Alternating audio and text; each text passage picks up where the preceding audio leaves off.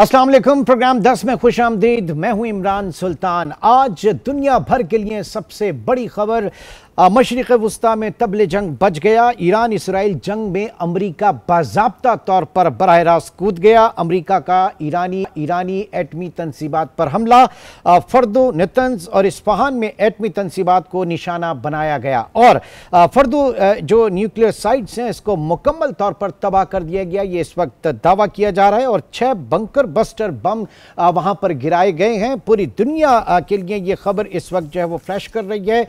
Iran का वो एटमी programme जो कि 1957 में खुद अमेरिका की मदद से शुरू हुआ, उस वक्त अमेरिकी सदर आइजनहावर थे और उनके दौर में शुरू होने वाले इस प्रोग्राम को पीस कहा गया। 1970 तक अमेरिका के ताउन से ये ईरान का एटमी जो प्रोग्राम था वो जारी रहा। ताहम 1979 में इस्लामी इनकलाब के बाद अमेरिका ने इस पार्टनरशिप से, एटम फॉर पीस जो है, इसकी पार्टनरशिप से अपने आप को अलग कर लिया। फिर उसके बाद IAEA की रिपोर्ट, और उस रिपोर्ट में कहा गया कि 1980 से 2003 के दौरान ईरान ने एटम बनाने के लिए कई इकदाम किए, जो एक तशवीश की लहर दौड़ गई। फिर 2015 में ईरान ने 6 ममालिक के साथ एक न्यूक्लियर डील साइन की और इस न्यूक्लियर डील के नतीजे में IAEA की अंडर मॉनिटरिंग ईरान के ऊपर से पाबंदियां उठाई गईं। और ये पाबंदियां 2018 में सदर डोनाल्ड ट्रंप जब उनका पहला दौर इख्तिदार था, उन्होंने आने के बाद अमेरिका को इस एग्रीमेंट से भी अलग कर लिया, इस डील से अलग कर लिया और एक बार फिर ईरान के ऊपर पाबंदियां लगा दी गईं। जवाब में ईरान ने जो यूरेनियम इनरिचमेंट की जो एक लिमिट थी उसको नज़रअंदाज किया और साथ ही साथ उसके बाद जो लेटर ऑन खबरें आई कि IAEA ने खबरदार किया ईरान ने जो कीमियाई अदम फैलाव के जो कवानीन हैं उनकी खिलाफ वर्जी की। उसके बाद जो कुछ भी हुआ पूरी दुनिया इस वक्त देख रही है। आज अमेरिका जिस तरीके से इस जंग में कूदा है और जिस तरीके से न्यूक्लियर साइट्स के ऊपर हमला किया गया है, एक बहुत बड़ा सवाल या निशान यह है कि अगर खुदा न खास्ता ताबकारी वहां से उसके रेडिएशंस जो हैं वो खारिज होती तो क्या होता।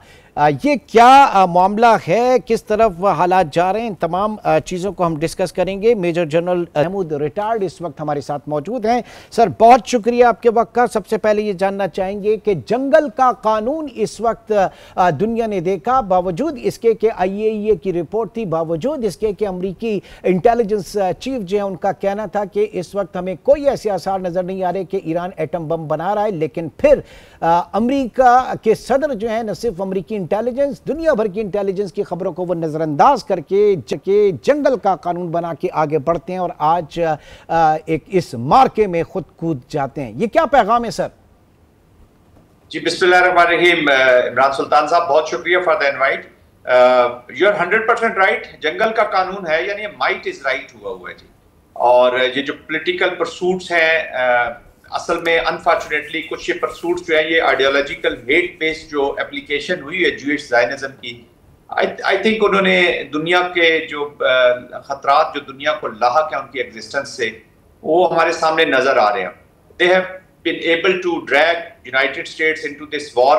मैं हमेशा यही कहा करता था कि ट्रंप जो है that is the only card with Netanyahu as an exit strategy. तो उसने बड़े स्मार्ट तरीके से ट्रंप को ये हैंड ओवर कर दिया और ट्रंप का जो एक शख्सियत की जो एक इमारत खड़ी की हुई थी, जो आज से तकरीबन 15-20 घंटे पहले मौजूद थी कि वो प्रो पीस हैं, एंटी वॉर हैं एंड ही मीन्स इट, वो that has also gone for good जी। वो तो बिल्कुल फारिग हो गया उनका ये मंत्रा जो है।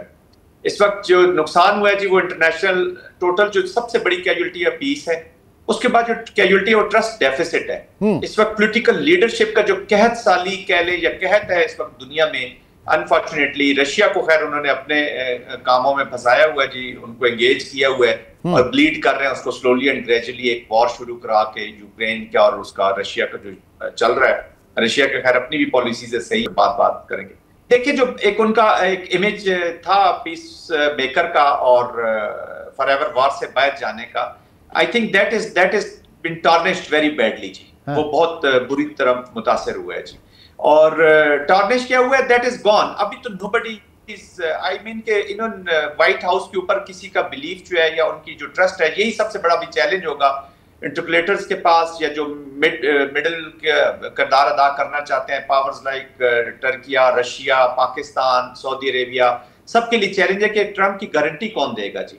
अभी हमारी एक मीटिंग भी हुई चीफ ऑफ आर्मी स्टाफ की, फील्ड मार्शल साहब की, और उसके बाद एक अंदाजा लगाया गया कि वो ही मीन्स इट, क्योंकि पाकिस्तान इंडियन कॉन्टेक्स्ट में इज रोल इज एप्रिशिएबल जी। वो जो चीज उन्होंने अच्छी की है उसको अप्रिशिएट जरूर करना चाहिए, but overall for the global piece and regional piece I think ये बहुत ही खतरनाक काम हुआ है। अमेरिका जब भी किसी वॉर में जाता है, अफगानिस्तान और इराक हो, history is not good. War तो खत्म हो जाती है, लेकिन जो टर्मोइल, कैओस, कैओटिक चीजें छोड़ दी जाती हैं।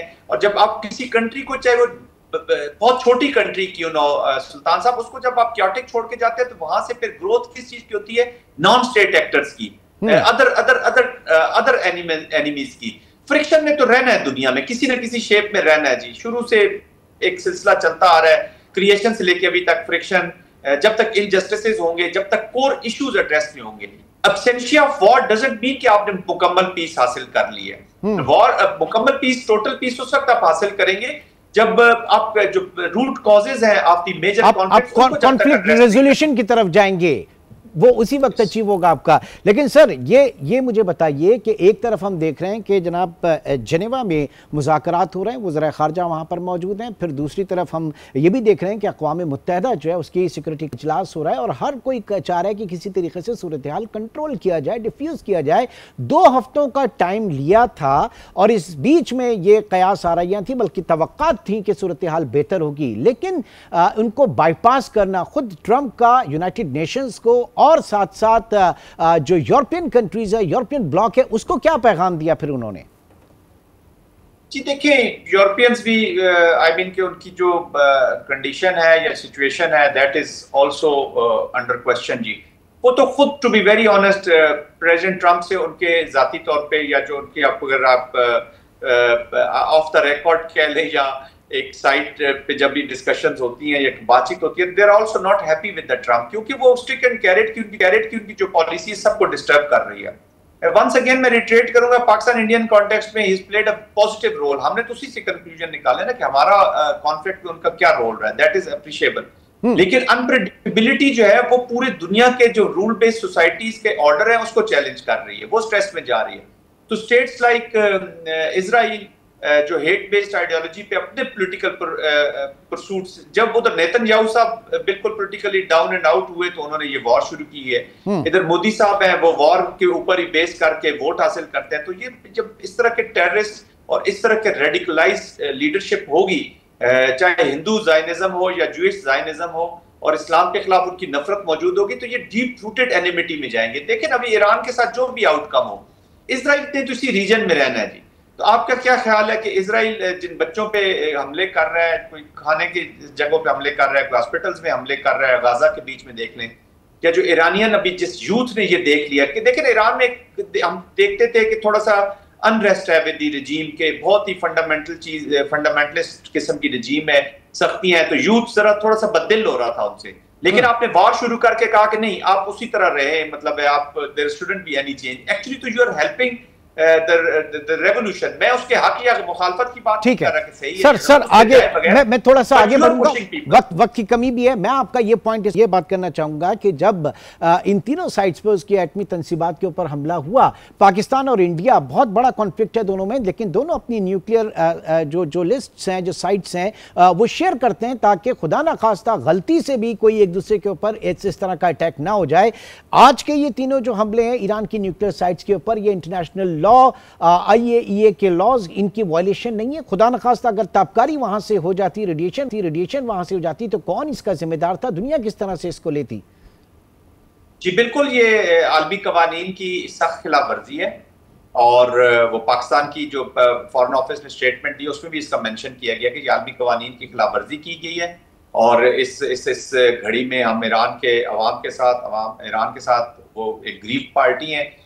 वो देखे ना, जब डिस्कशन होती, चांस दिया जाता डायलॉग का, तो उसके बाद अगर ईरान की तरफ से कोई चीज नेगेटिव होती तो एक कंट्री कह सकती है कि जी ठीक है, आपने ये चीजें चूंकि पूरी नहीं की हैं अभी, तो there is no reason to the world. आपने अगर फॉरेन मिनिस्टर ईरान की आज प्रेस वो स्पीच सुनी है और उनकी बातचीत सुनी है प्रेस के साथ, तो वो बड़ा क्लियरली बता रहे हैं कि जी अभी हम तो पीसफुल नेगोशिएशन में थे, तो उनको सैबोटाज किया गया है। इवन जो यूरोपियन यूके के उन्होंने कोट किया कि जो फॉरेन मिनिस्टर फरमा रहे थे तो अभी मुझे जवाब दें कि हम क्या करें उसको। तो आई थिंक इस वक्त वो विक्टिम है, इंटरनेशनल लॉज की खिलाफवर्जी की हुई है, वीटो पावर उनके पास मौजूद है। आप देख रहे हैं इसराइल को टेसिट अप्रूवल्स कभी मिल जाती हैं, कभी आपको उनकी फिजिकल सपोर्ट मिल जाती है, और एक ब्लैंक चेक तो वीटो का आप जेब में डाल के यूनाइटेड नेशन में जाते हैं, तो आप किसी के वो आंसरेबल रिस्पॉन्सिबल है ही नहीं।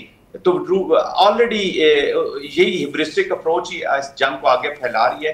तो बिल्कुल जी खिलाफ वर्जी है। America has created an environment जो बड़े प्रोटेक्टेड और लॉन्ग टर्म इसके नेगेटिव इफेक्ट्स होंगे। और जनरल साहब ईरान किस तरीके से रिटेलिएट करेगा, क्या अब उसका क्या रिस्पॉन्ड होगा, क्योंकि इस हमले के बाद बारहा उसे धमकी दी जा रही है कि रिटेलिएशन हुई तो फिर और ज्यादा सख्ती के साथ निपटा जाएगा। देखिए रिटेलिएशन तो वो करेगा, उसकी वजह यह और कर भी रहा है, जो फौरन ही उन्होंने मिसाइल दागे हैं इजराइल के ऊपर, तो they are continuing with their policy. Actually वो अपनी विल शो कर रहे हैं कि we have the will to fight and we have the will to continue. सबसे बड़ा डर ये है कि हो सकता है ईरान ना करे, हो सकता है कोई फॉल्स फ्लैग ऑपरेशन किसी ऐसी अमेरिकन इंटरेस्ट के ऊपर द रीजन ना हो जाए, और ये कारी दे मुसाद के जो लोग हैं उनकी इंग्रेस तो बहुत है, ताकि वो और गुस्सा आए यूनाइटेड स्टेट्स को और वो और इसको पनिश करे, इसको एक कंक्लूजन की तरफ ले जाने के लिए।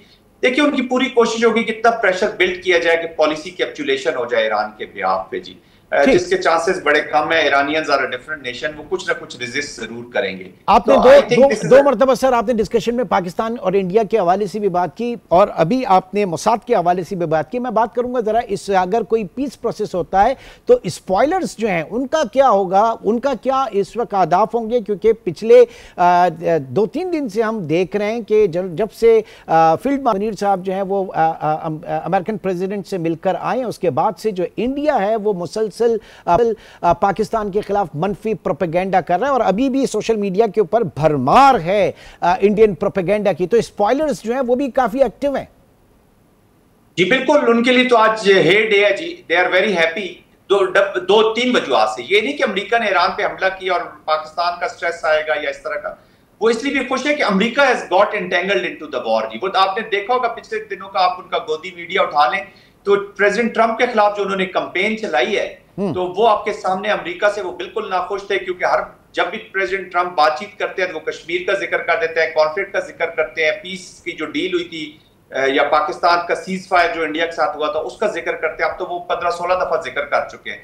तो वो अनॉयड थे इंडियंस उनसे, और इंडियन प्राइम मिनिस्टर को जिस तरीके से G7 में ट्रीट हुए हैं, और उसके बाद वो अमेरिका की दावत भी इसी तरह की थी जैसे वो आप गोंगलियों से मिट्टी उतारते हैं, तो देवर सीरियसली इन शॉक। तो वो खुश हैं कि अमेरिका इन्वॉल्व हो गया है। दूसरा वो खुश हैं कि जी आप इस रीजन की जो इंस्टेबिलिटी है उसमें उनकी जो प्रॉक्सीज हैं या उनके जो बलोचिस्तान में एलिमेंट्स बैठे हुए हैं, हमारे पाकिस्तान में बैठे हुए हैं और एल्सवेयर इन द वर्ल्ड, क्योंकि अब तो उनके एलिमेंट्स पूरी दुनिया में बैठे हुए हैं, कनाडा में बैठे हुए हैं, अमेरिका में बैठे हुए हैं, जो वॉर ऑन टेररिज्म को as a lead policy instrument use कर रहे हैं फॉर देयर आरएसएस के गेन्स के लिए, पॉलिटिकल गेन्स के लिए, कांग्रेस के पॉलिटिकल भारतीय जनता पार्टी के पॉलिटिकल गेन्स के लिए, तो उनके अपने गेन्स हैं।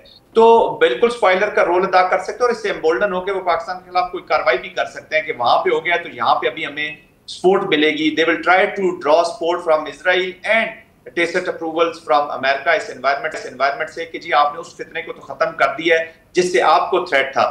तो ये इंडियंस ये बात करेंगे, और जिस फितरे से हमें थ्रेट है तो फिर हमें करने दे और हमें सपोर्ट करें उसके बीच में। ठीक, जनरल साहब आई नो आपकी बहुत आम एंगेजमेंट्स है। मैं सिर्फ लास्ट में आपसे एक और चीज जानना चाहूंगा कि अब आप कोई रोल देख रहे हैं रशिया का, चाइना का आगे बढ़ने का, क्योंकि ज़ाहिर है कि अमेरिका इस वक्त कूद चुका है और किसी तरीके से हालात को जो है वो बैलेंस करना है। आप कुछ देख रहे हैं इस वक्त अदर देन सिफारतकारी? यस, बिल्कुल देख रहा हूँ जी। सफारतकारी तो नहीं, but I mean other than सफारतकारी तो नहीं, लेकिन सफारतकारी भी पॉलिटिकल और थोड़ा सा प्रेशर भी बढ़ाएंगे जी। उसकी वजह यह है कि रशिया की भी ह्यूज इन्वेस्टमेंट है ईरान के अंदर जी।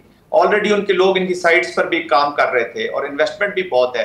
इसी तरह चाइना ने इस रीजन में बहुत इन्वेस्ट किया हुआ है, तो ये इनके इंटरेस्ट के खिलाफ है। दे वुड नेवर लाइक कि ये एरिया भी खासतौर पे अभी आप देख रहे हैं कि अगर ईरानी बंदरगाह को जिस तरह टारगेट किया जा रहा है और ये एरिया जो है अगर इसमें अमेरिकन इन्फ्लुएंस आ जाता है और या ईरानियंस कैपेसिटीज खत्म हो जाती हैं तो वो उनके जो इंटरेस्ट है इस रीजन में वो इफेक्ट होते हैं। एक चीज याद रखिएगा सुल्तान साहब कि न सिर्फ रशिया चाइना बल्कि अमेरिका के भी इंटरेस्ट इधर की स्टेबिलिटी में, उनके भी बिजनेसेस करना चाह रहे हैं, वो पाकिस्तान के ऊपर उन्होंने आई किया हुआ है, इंडिया के साथ उनके इंपॉर्टेंट डील्स चल रही हैं, वो इस रीजन में स्टेबिलिटी उनको भी सूट करती है। फिर जो अफगानिस्तान की सिचुएशन है उधर हमारी कन्वर्जेंस है, इंटरेस्ट है, वो ISIS KPL इनको नहीं यहाँ पर अपने देना चाह रहे, और चाइना और रशिया के तो मैं आपको बता चुका हूँ। तो इन तीनों बड़ों का इधर की स्टेबिलिटी में इंटरेस्ट है, लेकिन तरीकेकार डिफरेंट है। चाइना और रशिया वो जो है डिप्लोमेसी से, कॉन्फ्लिक्ट रेजोल्यूशन से, कॉन्फ्लिक्ट मैनेजमेंट से चीजों को हल करना चाहते हैं,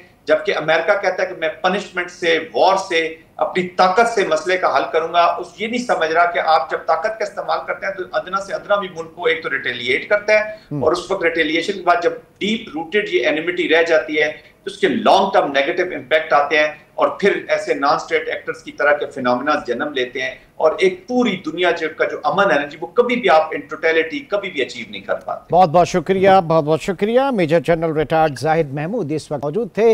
नाज़रीन, इंतहाई अहम इस वक्त दुनिया के हालात हैं, और जो मिडिल ईस्ट है इस वक्त यहाँ पर तबले जंग बच चुका है। एक छोटे से ब्रेक की कॉल है, इसी मौजू को मजीद आगे लेकर चलते हैं।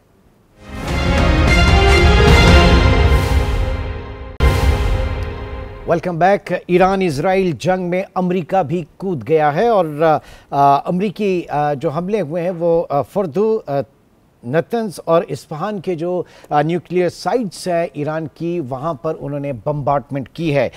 इन तमाम हालात को rear admiral Faisal Shah retired इस वक्त हमारे साथ मौजूद हैं, उनसे हम डिस्कस करेंगे। बहुत शुक्रिया सर आपके वक्त का।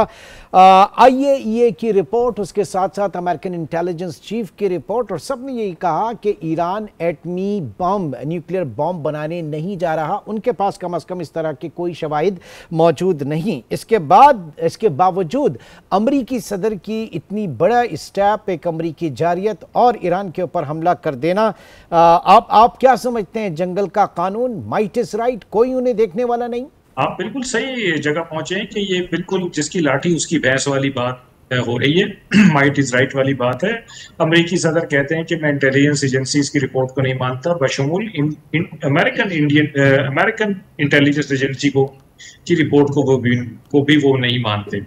उसके अलावा IAEA ने कहा कि जी ईरान ऐसा कुछ नहीं कर रहा, लेकिन उसकी रिपोर्ट पे भी नहीं कान धरे गए। असल में ये बात न्यूक्लियर फैसिलिटीज की नहीं है या न्यूक्लियर बॉम्ब की नहीं है, ये बात रजीम चेंज की भी नहीं है। ये बात उससे भी थोड़ी सी आगे निकल जाती है जब आप ये देखें कि होने क्या जा रहा है। असल में इजराइल को अमेरिका वो आज़ादी दिलाना चाहता है, जिस आज़ादी के तहत इजराइल जब चाहे जिसको चाहे जहां चाहे टारगेट कर सके, अटैक कर सके, उस पर बम्बार्डमेंट कर सके, क्योंकि इजराइल इस खित्ते में एक वो क्यों बनना चाहता है? क्योंकि ग्रेटर इजराइल का एक खाका है, एक मैप है जो कि इजरायली वजीर आजम बारहा दिखा चुके हैं। उसकी तकमील में ईरान एक बहुत बड़ी हर्डल था, जिसकी वजह से ये सारा ड्रामा रचाया गया। आप इजराइल ने जो अटैक किया था उसको देख लीजिए, आज जो अमेरिका ने अटैक किया है ईरान पे उसको देख लीजिए। मुझे तो इन दोनों अटैक्स का कोई जवाब नजर नहीं आता। यानी इसका कोई बज़ाहिर कोई मैंडेट नहीं है, आप कह रहे हैं कि न्यूक्लियर वेपन्स के हवाले से नहीं है और किसी और चीज़ भी नहीं। ग्रेटर इजराइल जो प्लान था, तो ग्रेटर इजराइल प्लान के अंदर तो सर फिर बहुत सारी आपकी जो अरब स्टेट्स हैं नेबरिंग, वो भी ख़त्म हो जाती हैं। जो ग्रेटर इजराइल का जो एक कोट एंड कोट अगर उसको करें तो फिर वो कहाँ पर खड़ी होती हैं इस वक्त इस पूरे मिशन में? देखिए, जब इजराइल को ये आज़ादी हासिल हो जाए कि वो जब चाहे जिस पे चाहे अटैक कर दे, उसका इलाका कब्जा कर ले, तो फिर उसको कोई रोक तो नहीं सकता ग्रेटर इजराइल बनाने में और उस ख्वाब को पूरा करने में। और नेतन्याहू साहब 7 अक्टूबर 2023 से पहले शदीद पॉलिटिकल मुश्किलात में दो चार थे, और अब वो अपनी आवाम को ये बताना चाहते हैं कि देखो मैंने तुम्हारा ख्वाब पूरा कर दिया है। तो मुझे दोबारा 5 साल के लिए इलेक्ट कर लो। बात जहां तक है मुख्तलिफ खलीजी रियासतों की और अरब रियासतों की, तो बिल्कुल इसमें बहुत सारे मुल्कों के इलाके आ जाते हैं। लेकिन अफसोस की बात यह है इमरान कि ईरान इस वक्त जो लड़ाई लड़ रहा है ये सिर्फ इजराइल और अमेरिका के खिलाफ नहीं लड़ रहा, ये कोलिशन ऑफ फोर्सेस है। ईरान की तबाही बहुत सारे मुल्कों की ख्वाहिश रही है। इसमें यूरोप भी शामिल है, इसमें अमेरिका और इजराइल भी शामिल है, और उसमें और भी ममालिक शामिल हैं जो इस लड़ाई में जो इस वक्त चल रही है उसमें भी इजराइल को किसी ना किसी तरह से सपोर्ट करते रहे। तो ये हम अंदाजा नहीं लगा पा रहे वो ममालिक कि अगर ईरान बिल्कुल उसकी कैपेबिलिटी खत्म हो जाएगी और वो घुटने टेक देगा तो इनके बाद इनका क्या बनेगा? क्या ये महफूज रहेंगे? क्या ये उस जारहाना इक़दामात में नहीं आएंगे जो कि इजराइल चाहता है इस सत्ते में?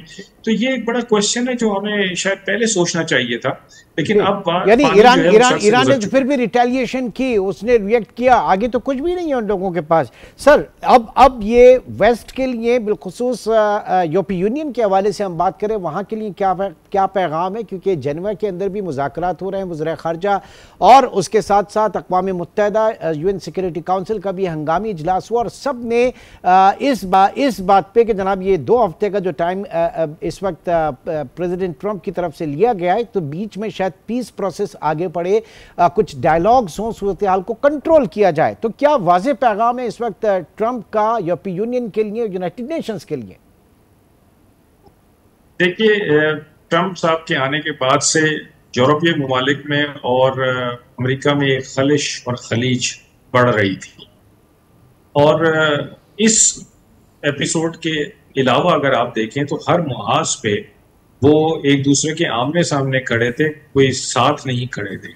लेकिन यहाँ महसूस ये हो रहा था कि जब यूरोपीय वज़ीर ख़ारजा से ईरानी वज़ीर ख़ारजा की मुलाकात हुई और उसको अमेरिका की सपोर्ट हासिल थी, तो यूरोप ने ये सोचा होगा कि ठीक है, हम बरसों के इत्तेहादी रहे हैं तो हमें ये काम करना चाहिए अमेरिका की मंशा पे। लेकिन आज मेरा ख्याल है कि उनको बहुत बड़ा धचका लगा होगा, जो उनको ये महसूस करना चाहिए कि अमेरिका ने उनको राइट दिखा के लेफ्ट मारा है। उन्होंने कहा कि जी 2 हफ्ते में हम डिसीजन लेंगे, इतने में आप अगर बातचीत करना चाहते हैं तो बातचीत कर लें।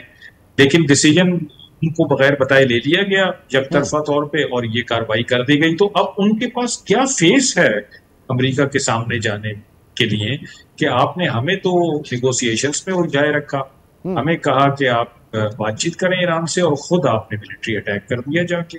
तो मैं समझता हूँ कि इसके बाद यूरोपियन ममालिक और अमेरिका में जो खलिश और खलीज है वो ज्यादा बढ़ेगी। ठीक, नाज़रीन, rear admiral Faisal Shah retired इस वक्त हमारे साथ मौजूद हैं। इंतहाई अहम टॉप डिस्कशन में है। एक छोटे से ब्रेक की कॉल है, ब्रेक के बाद दोबारा मिलते हैं।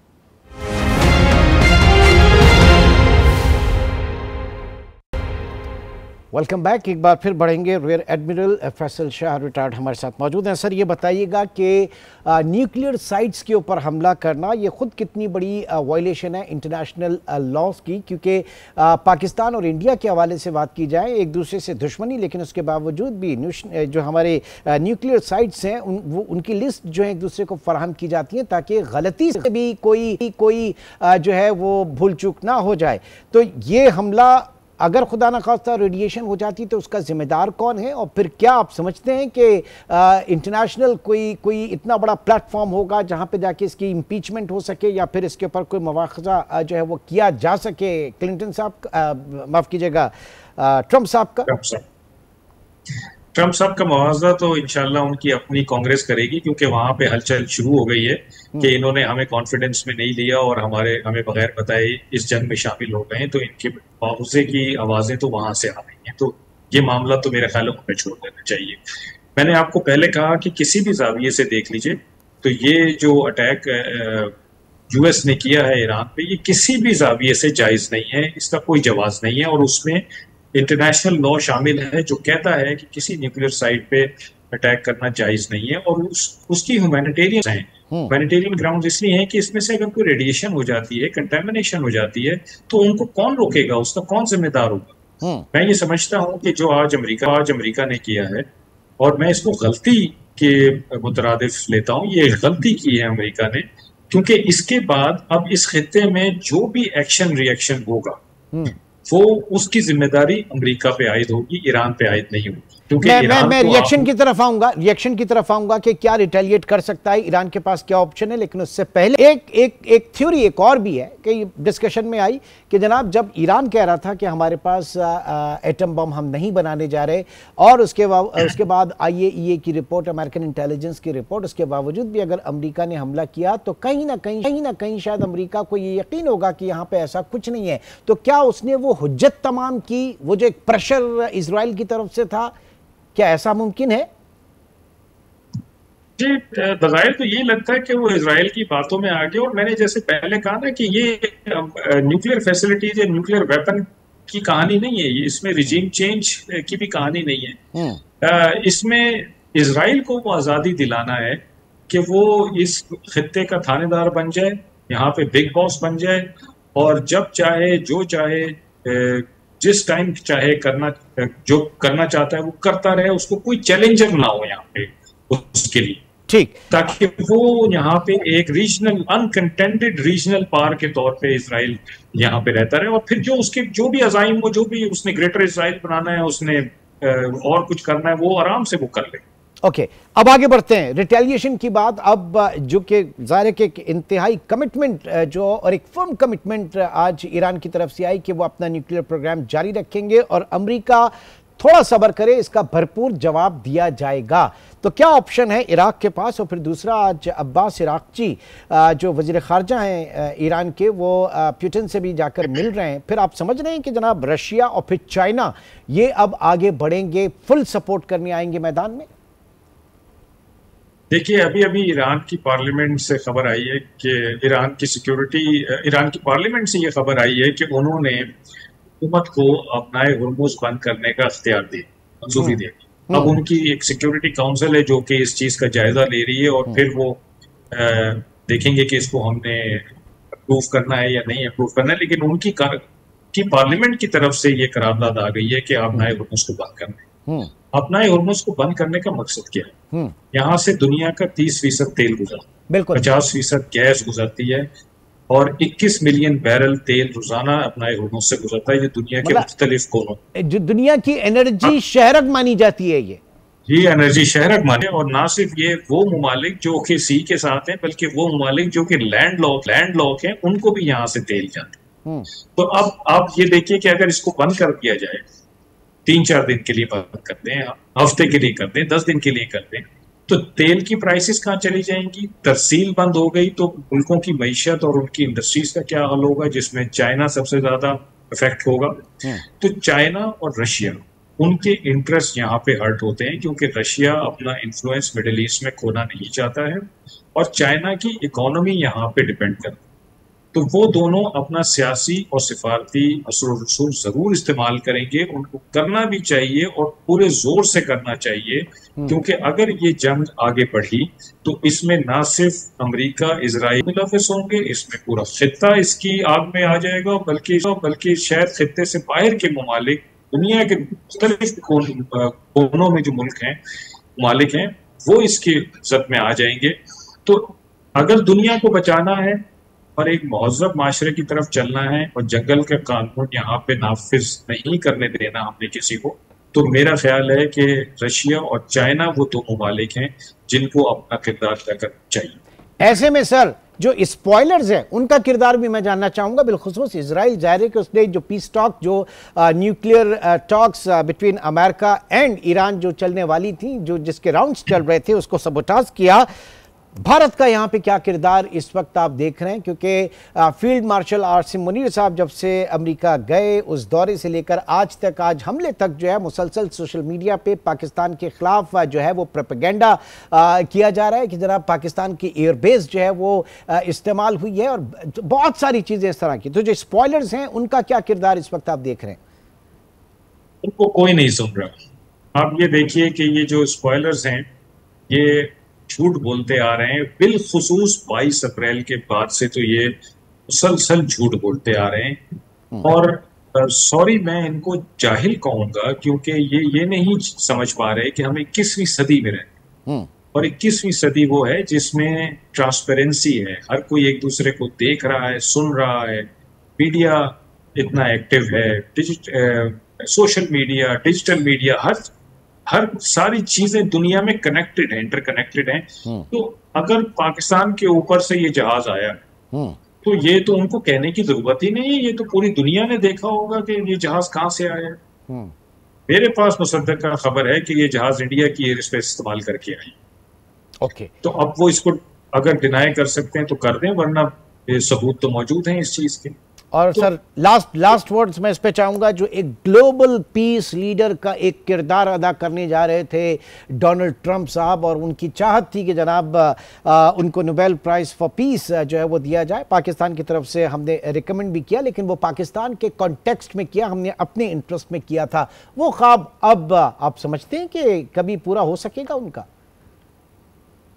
डोनाल्ड ट्रंप साहब एक बहुत ही अनप्रेडिक्टेबल पर्सनैलिटी है उनकी, सुबह कुछ कहते हैं, शाम को कुछ कहते हैं, लेकिन उन्होंने अमेरिका का ओवरऑल जो स्टेचर है उसको बहुत ज्यादा दागदार कर। अमेरिका हमेशा से कहता आया है कि मैं इस दुनिया का थानेदार, और जहां कहीं इंटरनेशनल लॉ की वायलेशन हो रही होगी मैं वहां जाके उसको इम्प्लीमेंट करवाऊंगा, और अगर कोई मुल्क इंटरनेशनल लॉ या यूएन चार्टर को नहीं मानेगा तो मैं उसको वहां पे मजबूर करूंगा कि वो उसको माने। ये वही मुल्क है जिसने आज सबसे ज्यादा इंटरनेशनल लॉ और यूएन चार्टर की वायलेशन की है, पामाली की है। तो आप इस मुल्क से आप क्या दुनिया को बताना चाह रहे हैं अपने प्रेसिडेंसी से, कि जिसके पास ताकत है वो जब चाहे जो चाहे उसके पॉलिटिकल ऑब्जेक्टिव्स हों उनको अचीव कर सकता है। उसमें ना कोई इंटरनेशनल लॉस बीच में आता है, ना कोई इंटरनेशनल सिस्टम बीच में आता है, ना कोई लोगों की मजम्मत को आप खातिर में लाते हैं, ना आप पे तनकीद की जाती है आप उसको खातिर में लाते हैं। ठीक, बहुत बहुत शुक्रिया। रियर एडमिरल शाह रिटायर्ड इस वक्त हमारे साथ मौजूद थे। थैंक यू सर, आपके वक्त का बहुत शुक्रिया। बात सिर्फ इतनी है कि इस वक्त जो आज जारहाना इक़दाम था अमेरिका का ईरान की एटमी तनसीबात के ऊपर हमला करने का, पूरी दुनिया उसकी शिद्दत से मुखालफत कर रही है, और ये मुखालफत दुनिया के साथ साथ खुद अमेरिका में भी देखी जा रही है। वो जो उनका नारा था मेक अमेरिका ग्रेट अगेन का, आज वही अवाम जो है वो सड़कों पर ट्रंप के खिलाफ नारे लगाते हुए नज़र आ रहे हैं। सूरत हाल कहाँ जाएगी, अल्लाह ताला हम सबका हामी व नासिर। इंशाल्लाह आपसे फिर मुलाकात होगी। अपना बहुत ख्याल रखिएगा। अल्लाह हाफ़िज़।